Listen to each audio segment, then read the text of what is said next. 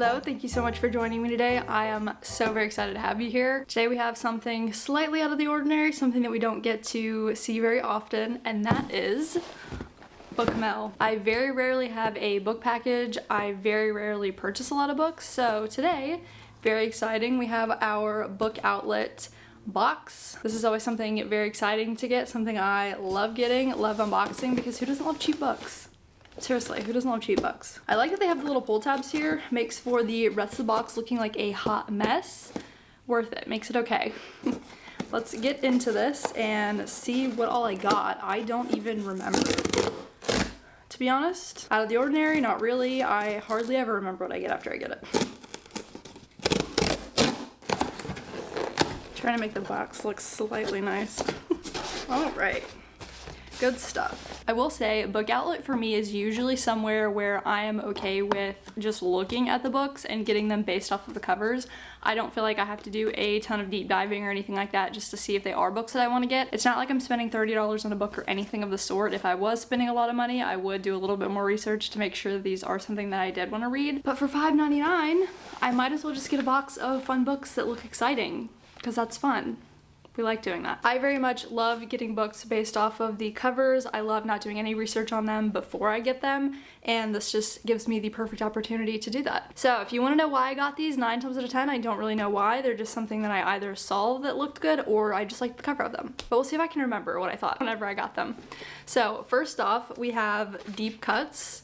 This one, I like the cover. I think this one looks good. I do think that I read what it was about ever so slightly, but I didn't really process it that much. I just kind of decided that I was gonna like it. I do think that this gives off Daisy Jones and the Six, and simply just the fact that it looks like it's about music. I don't know if that's true, but it looks like it. It feels like it's going to be about music, so that's my thoughts. But I got this one. Very excited. Then I got Betting on You by Len Painter. I read Better Than the Movies and The Do-Over, so I've read both of these. I think these are the only ones that I've read, but I do really like them. I enjoy the little lighthearted YA romance, so I figured I would give another book a shot, so I got this one. Super cute colors as well. Then I got The Ministry of Time. Obviously, we have all heard Haley Pham talk about this book over and over again. One of her 5-star reads for this year, I believe, so maybe I'll like it. I do really find sci-fi type books really interesting. Whether or not this is super sci-fi, I don't know, but the aspect of time travel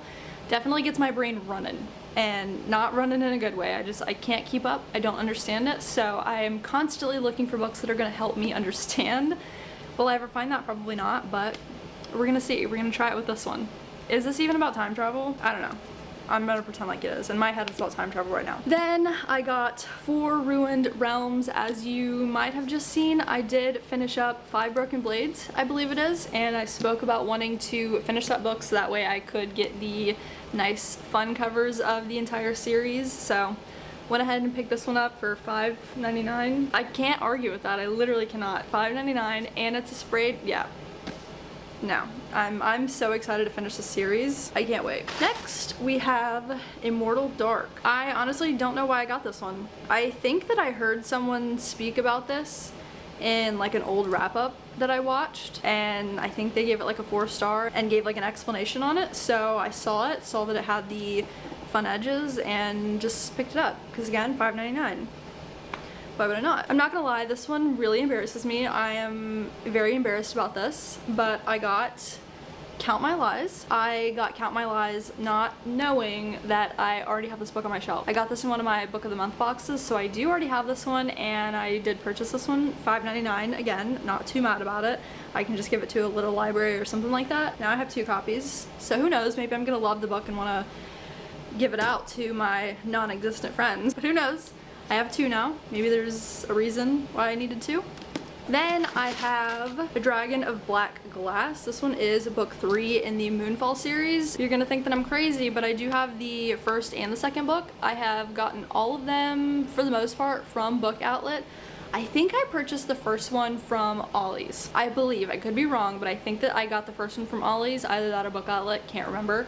But I saw the second book at Book Outlet, figured that I would just go ahead and get it, and then found the third one this time, so I figured why not just go ahead and grab it. That way I have the whole series. If I do like it, I can read them. If I don't like it, the whole series is like, what, less than 20 bucks, like I will live if I don't like it. You know what I mean? So I did get book number 3. For some reason, every time I see these, I just feel the need to get the next one. Is that wrong? No, I feel like it's not.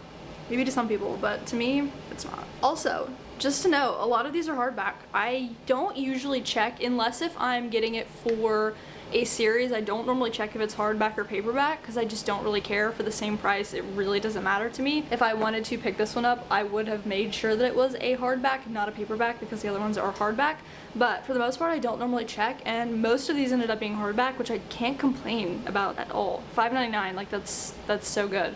Don't get me wrong, sometimes I don't love reading hardback, but for $5.99, I feel like I'm getting my money's worth for sure. Then I have The Cut. I did read what this one was about. I think I did. I did. This one, I mean, come on, you can't tell me this doesn't look captivating. This looks so interesting. Like I want to read it right now because I want to know what's going on. And look, fun fact about me, I have such a terrible memory. I did read the inside of this. I do remember now just reading like a little bit of it, but I couldn't tell you what this was about even though I read it before I purchased this, if you want to know how terrible I am at remembering things.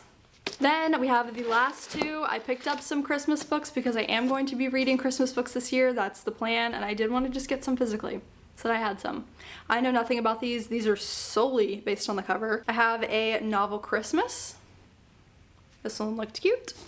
And then the last one, I have the Summer of Christmases. I think that I might have read a little bit about this one. This one is like a movie star or something like that, and she's doing something Christmassy scene, so I figured that would be kind of fun, a little Christmassy, a little bit not. This one looked like a more stereotypical Christmas romance. This one looked kind of funny Christmas. So 2 Christmas books on the list.